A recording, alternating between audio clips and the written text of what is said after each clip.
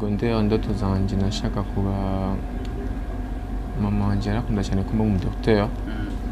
Mugabo nibyakunze kuba ndi muri 6e année narakunda ibintu byo gucapa. Yeah. 5e 6e nakunda ibintu byo gucapa. Nibaza ni gukunda amahera gusa. Je pense que narakunze amahera. Napenda kuishi vizuri, napenda heshima kwa sababu pesa inajenga heshima. Ya na kazi pia inajenga heshima. Wazazi wangu niliweza kuwaelewesha. Mwanzo ilikuwa ngumu, lakini nilivyokuwa naichukulia kama kazi na ilikuwa inaniingizia pesa, niliweza kujisaidia kupitia masomo yangu na nikajisomesha peke yangu. Ilibidi tu niachie niweze kufanya kama kazi. Abantu batangazwa na jewe gusa umuhungu agira maquillage niyo rero novuga gusa nahuye nayo. Mugabo ibindi sinovuga ko pako rero nilikutana nayo. Siwezi ngasema siwezi kutumikisha watu wengine, naweza kuwatumikisha, lakini napenda kwanza familia yangu isonge mbele. Yeah. Ndio maana natumikisha familia yenyewe peke. Namaze kuja kumakia mu Rwanda, Tanzania na Dubai. Yeah. Abantu bo mu Burundi gusa pana handi mu Burundi abantu baratangazwa n'umuhungu agira ibintu bya maquillage. Kwa sababu wajene wengi wa Bujumbura nimegundua kama wanatamaa. Tamaa zinawatuma pabaya sana. Tamaa zinawatuma waache kazi zao, wakimbizane na kazi za wengine ambazo wenyewe hawawezi. Tamaa zinawatuma mpaka kila mtu anataka kujikuta awe CEO. No, hatuwezi tukakuwa CEO sote mkazi mmoja. Unaweza kuwa uko na kazi hapo unaitumika, uka create nyingine pembeni, ili inaweza kufanya ukawa CEO. Yeah.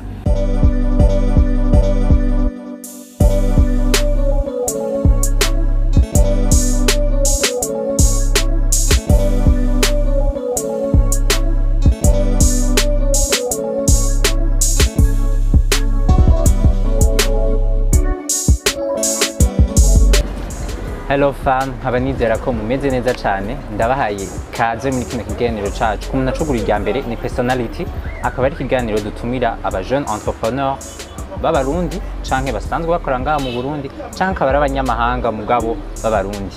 Akaba rero badupartage ama parcours yabo muri entrepreneuriat kugira ngo natwe dushobore kuba inspiré turabe ko twokora. Rero uno munsi nkaba natumiye umutumire, muraza kumwibonera mukaba mushaka kumumenya. Don't swipe, mugumane nanje, let's go. Ni sawa? Yego ni sawa. Imeze neza? Ari bon. Weekend yagenze neza? Alhamdulillah. Nanje yagenze neza natambajije. Mashaka kwidondera ariko araturaba. Nitwa Adija Ismail, nkaba ndi CEO wa Olenga Makeup. Mwavukiye mu muryango umeze gute? Umuryango navukiyemo usanzwe gusa. Yeah, c'est papa. Papa amaze gupfa, c'est maman. Yeah. Mvukana muri abana bangahe? Babiri. Yeah. Babiri gusa. Ego. Uri mukuru, uri papa, turi plus de uri mukuru cyangwa umuherezi? Umuherezi. Okay. Ugiheza secondaire indoto zawe washaka kubiki? Washaka kuzokora iki? Ngiheza secondaire ndoto zanje nashaka kuba mama wanje arakunda cyane kuba umudokteur. Mugabo abavyeyi bose nibyakunze kubera kuba ndi muri 6e année narakunda ibintu byo gucapa. Yeah. 5e 6e nakunda ibintu byo gucapa. Wariyumvira ibintu byo gucapa kandi twari tuzi ko aha mu Burundi bacu tuganibaza ko bitari bwatera imbere cyane kutubona abantu bacapa. Sinzi ko turanagera n'ahantu umuntu acapa ngo umwuga ushobora kumurusha. Umaze guheza secondaire nico washaka gukora? Wibona yuko uzoba umuntu acapa? No. Nibona umuntu washaka kuba umudokteur cyangwa gusakora akazi ko mu biro. Okay. Akazi k'indoto zawe naka? Akazi k'indoto zanje ubu sinovuga ko ari akahe kubera ubu ndi makeup artist, ndagakunda akazi kanje nako nyene. Muri université ukurikirana iki? IT, informatique de la communication. Okay. Ni gute wisanze muri no mwuga novuga ko societe yacu yatribiwa cyane ku bakobwa? Mimi nadhani ni kwa sababu ya kupenda pesa. Nilijikuta napenda kuishi vizuri, napenda heshima kwa sababu pesa inajenga heshima. Ya na kazi pia inajenga heshima. Nilipogundua kwa niko mtu ambaye naweza kuchapa, najua kuchapa au kuchora. Yeah. Niliona kama inaingiliana na kazi ya kuwa makeup artist. Sawa nikasema no, siwezi nikawa najua kuchapa afu vitu ya kuchapa kwa hapa Burundi naona wale ni vitu yenye haviingizi pesa wala sio watu wengi wanavifanya, lakini nikajuta kama makeup hata kwenye nchi zingine ambazo nishawahi kutembea, mfano Tanzania, nilikuta kuna wanaume wanafanya kazi ya makeup. Nikasema nikirudi kwetu, ilikuwa 2015 niliwahi kuvoyage nikaenda Tanzania. Nilivorudi country nikasema itabidi nijitahidi sana hii métier yangu ya kuchapa niingize mu makeup. Okay. Tumenyere kubona abakobwa ari bo bakoresha makeup. Beka n'abahungu barakoresha makeup? Yeah. N'abahungu bazikoresha. Abahungu bayikoresha cyane mu maclipe. Abahungu bikunda bakunda ama fresher. Makeup si gusiga ama foundation no. Bashobora gusiga n'akantu ka poudre, tight labello. Yeah, nayo ni makeup. Donc no kwisiga poudre ni makeup. Okay. Kumakia wibaza kari talent canke ni ibintu umuntu ashobora kwigama akamenya nta atavyabagazi. Birasumba naho rero nikizani kama maquillage ifise parties zibiri. Iyo partie ya talent na partie y'umuntu yize. Donc umuntu afise talent aba ari hejuru imisi yose ko umuntu yize. Wamenya ko ifise iyo talent yo kumakia gute? Canke ni ibintu bize tout simple? Non. Sio tu nimesoma. Lakini nilijikuta kama niko na talent ya maquillage kipindi nilijua kama mimi najua kuchapa. Na nilivyotembea nikaona kama ni kazi ambayo watu wengine wanaifanya inawaingizia pesa, nikajijenga kiakili kama na mimi naweza nikaifanya na ikaniingizia pesa. So nilianza kuifanya pole pole mpaka nikaenda na zoea mpaka hapo nilipofikia. Uratanguye guchapa plutôt kumakia. Muri societe bakwakiriye gute? Abavyeyi bawe bakwakiriye gute?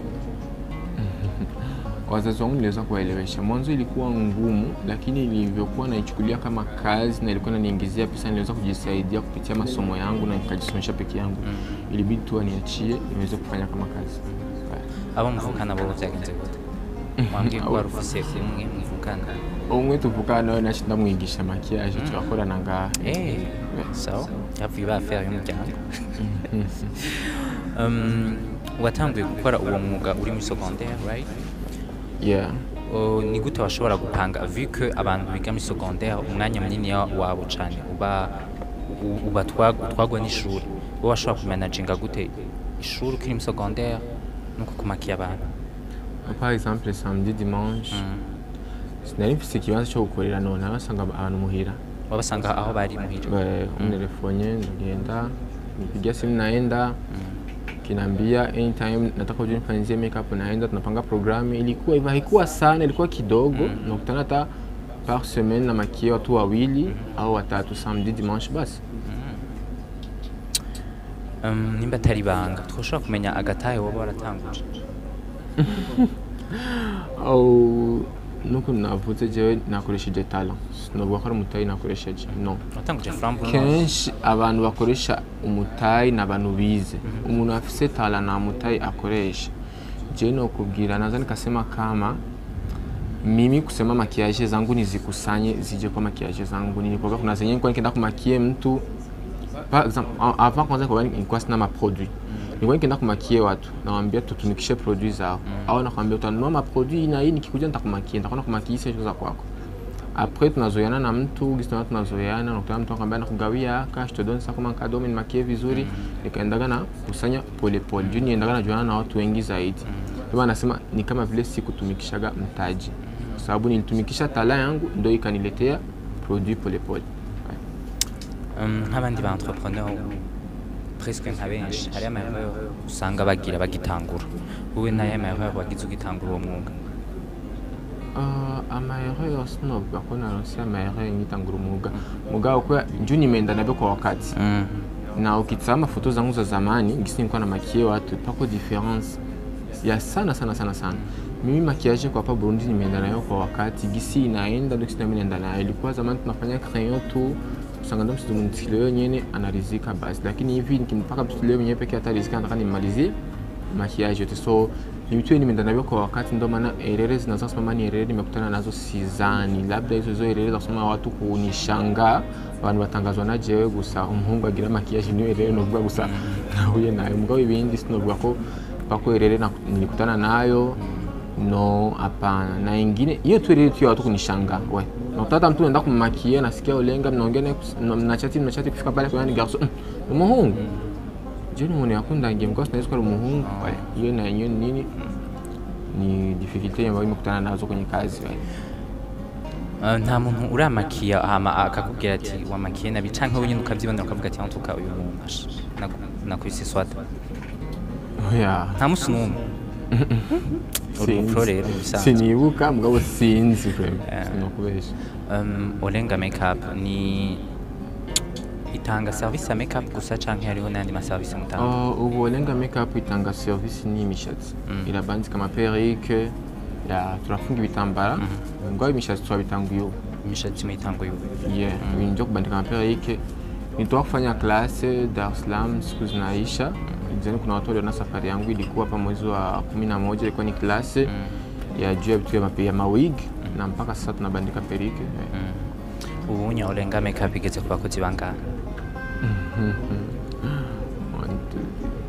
Igeze ku bakozi batatu. Igeze ku bakozi batatu. Twabonye ko ukorana cyane n'abahungu kandi tukaba tuzi yuko iyi métier cyane womenga n'abakobwa boyijamo cyane. Ni kweli iki? Cyo cyambere nkoresha famille yonyene. Nkoresha famille yonyene. Nkoresha famille yonyene. Nataka famille yangu iganye basi iishi kama gisi mimi ninavyoishi. Siwezi nikapeleka, siwezi nikasema siwezi kutumikisha watu wengine, naweza kuwatumikisha lakini napenda kwanza familia yangu isonge mbele. Ndio maana natumikisha familia yenyewe pekee.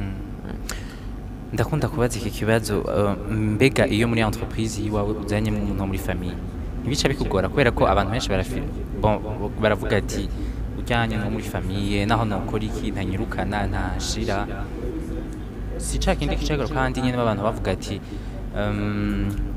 kuzana ibintu byo muri famille muri entreprise biratuma byica business biravana icyambere urabagira bakakuba wakikuheshimia tu kila kitu kitakuwa sawa ni heshima tu akiwa heshima kila kitu kitakuwa sawa wavuze yuko utanga ama formation uratanga ama formation ngaha anye ayo ma formation yoba amarike kingana iki biravana dufise VIP class yo twigisha ngaha ngira 15 jours dufise n'indi abantu basanzwe igira 5 jours ayo n'indi formation ndiko ndategura yuko kwa kane bari hasa 20000 bakiga 5 jours uri kurara ama formation yitabirwa cyane n'abahungu canke n'abakobwa abakobwa ni benshi abakobwa nibo benshi abahungu biratahuritse abahungu mu Burundi sinzi ibyo batinya sinzi vraiment ugerageje kurabaho mwatanguriye nawe ma class ubona ko abakobwa ari benshi cyane gusumba abakobwa ni benshi abahungu namaze kwigisha maquillage naho muri famille gusa na muri famille gusa ese twongera ko bibaza kata amafaranga ari mugari nasanzwe agira makeup umupro ndabivuga uko naye ma conseil atatu woha abikeme canke abandi bantu bose kugira baprene soin de kumubiri wabo wawe najitahidi mfano kudemakie sura zao wawe natumikisha demakiant zenye ziko propre na wajitahidi sana kwa sababu watu wengi kwenye kufanya kazi ya makeup hawatumii primer. Jitahidi kutumia primer juu ya kulinda ngozi yako. Tumia primer ya ngozi yako, zinaandikiwa, kila primer inaandikiwa hii ni ya mtu mwenye iko na mafuta, hii ni ya mtu ambaye anatoka jasho. Na wajitahidi kwenye kutoa makeup, wajitahidi sana kutumia demakia. Wasinawi tu uso na sabuni, wajitahidi kutoa makeup kwa kutumia demakia juu ya kulinda ngozi zao. Washaka kutubwira abantu benshi barakunda kumva ko barakunda kwibaza ko Olenga Makeup yuko hazinje cyane par rapport y'ahandi. Peut-être ngira babonye umwanya umuntu aba maze cyangwa abantu basanzwe bamuzi cyangwa bamuvuga. Washaka kutubwira amaprix ngira ko maquillage ngira atayibanga. Sinibaza ko tuzimvye cyane gose. Labda tu watu wanatuwazia hivyo au usanga abantu benshi bazangaha awatembei mu centre ville watsema pako makeup artist wako mu centre ville hakuna bei, sababu mimi hata mbele ya kupandisha bei natizamaga kwanza na situation gisi iko na produit zangu gisi zitanilipa. Sikufaki tu kupandisha bei nipandishe bei no, lakini najua kuna makeup artist wako town wako na bei kutusifikia sisi. Na kuhusu prix zetu zinajulikana inbox, tunawatumia wateja wetu.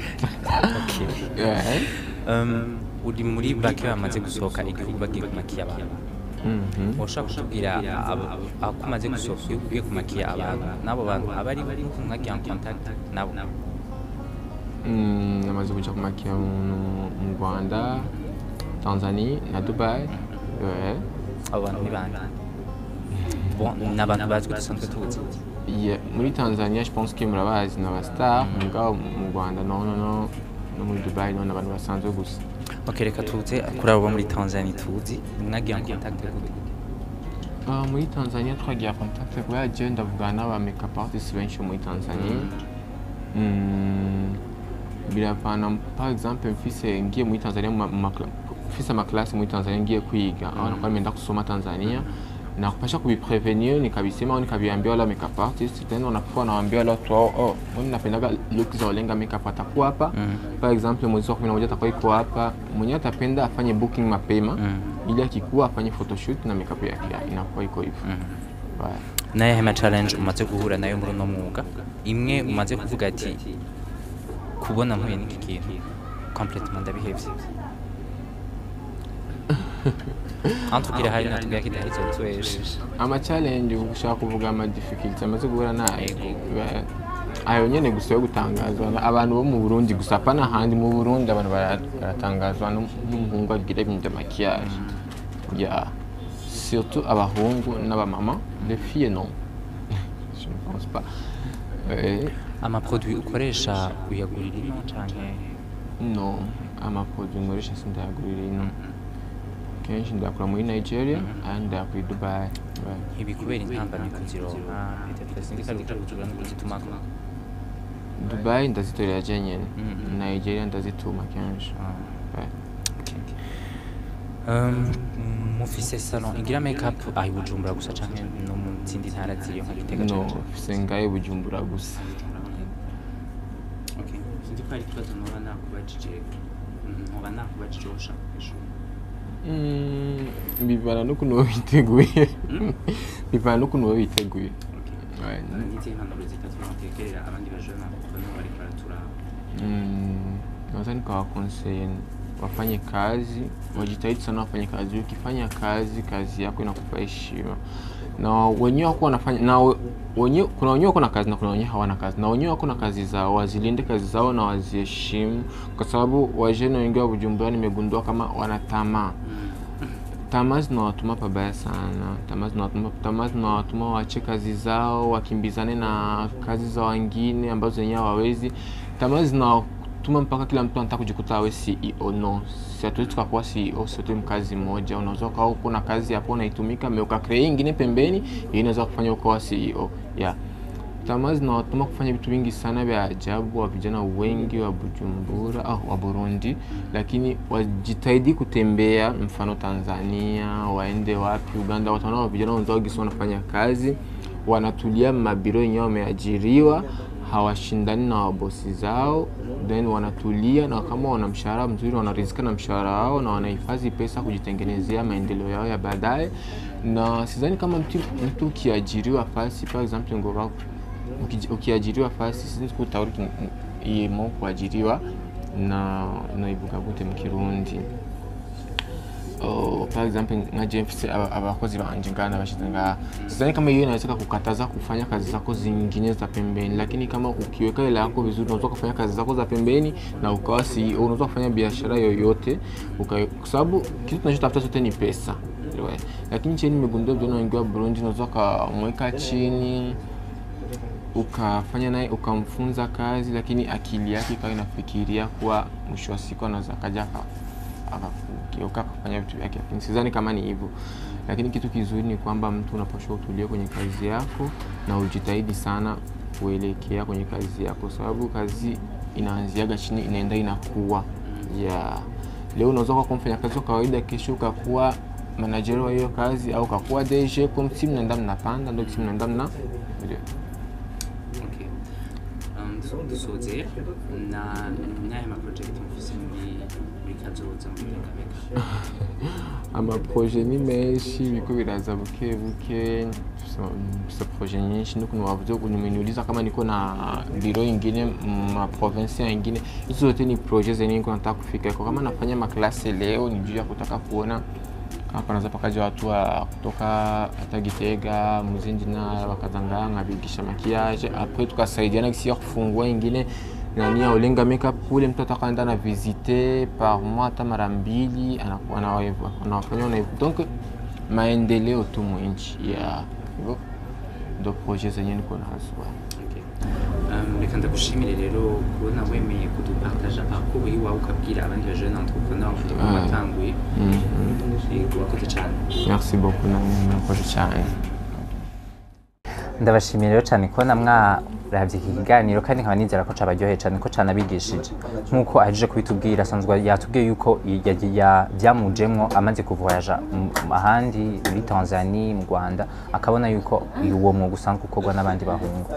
Turatugaruka kuri wa mugani nyene akanyoni katagurutse ntikamenye ubweze muca mubitahura hama c'est à vous de voyager kugira mugende ahandi mubone ibindi bintu bisanzwe bihakorwa ahanyu wacu bidahari hama tukazoba tuzosubira la semaine prochaine n'ikindi kiganiro n'undi mutumire ntimwibagire gufyonda like no muri commentaire mugende mutubwire uko mwabonye ikiganiro canke ibyo gukosora murazi ko muri ababosi bacu hama munagishare n'abagenzi banyu tukazoba tuzosubira bye.